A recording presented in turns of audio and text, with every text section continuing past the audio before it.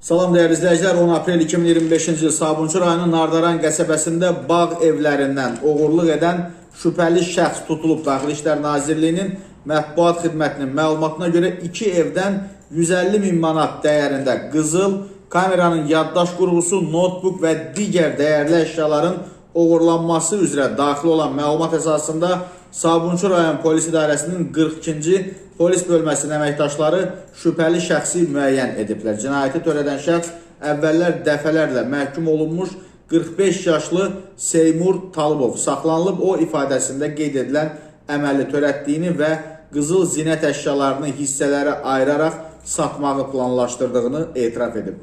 Polis əməkdaşları tərəfindən Talıbovun oğurladığı əşyaların bir hissəsi gizlədilən yerdən maddi sübut kimi aşkarlanaraq götürülüb. Faktla bağlı cinayət işi başlanılıb.